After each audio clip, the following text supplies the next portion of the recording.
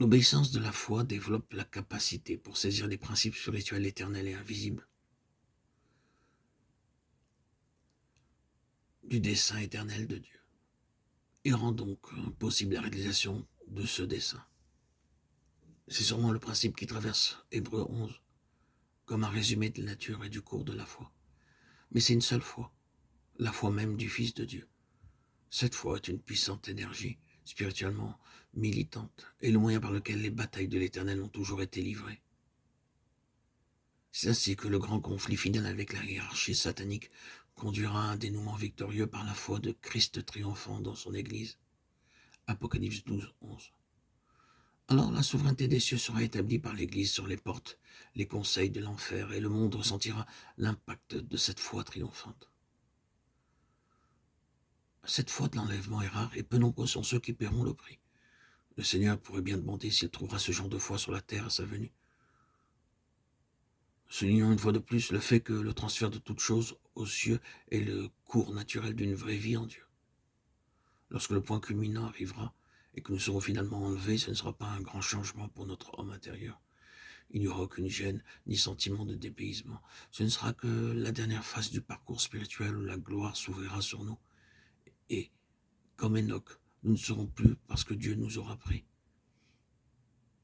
Il reste à dire seulement que celui-ci est le sentier de la gloire et à la gloire. La gloire est toujours une gloire céleste. Finalement, elle sera manifestée dans une humanité parfaite. À présent, elle est secrètement dans l'esprit du croyant, et sans qu'il puisse le définir aux autres, chaque nouveau pas vers le haut dans la foi devient plus merveilleux pour lui.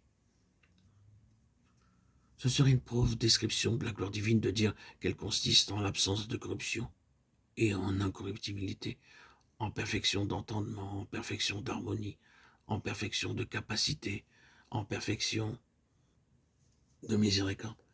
Et presque imperceptiblement le mouvement de la foi et l'action de la grâce conduisent à cela.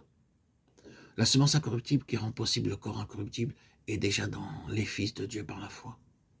Les yeux de leur intelligence s'ouvrent et les choses célestes deviennent pour eux beaucoup plus réelles que les choses visibles. Dans les crises profondes, ils expérimentent une paix qui surpasse toute intelligence. Cette paix est le fruit d'une harmonie de leur volonté avec la volonté de Dieu. Le mot paix sera toujours mieux traduit par harmonie. De même, la capacité spirituelle est aussi ce qui transcende les limitations du temps et de l'espace, et ce qui restreint l'univers en réalité et en action.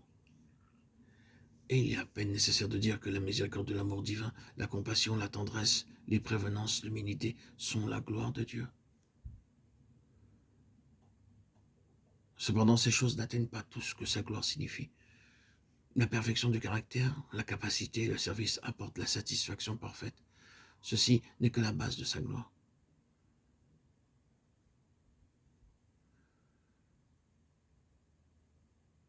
Cette gloire ne peut être connue que dans l'esprit, et non décrite avec des mots.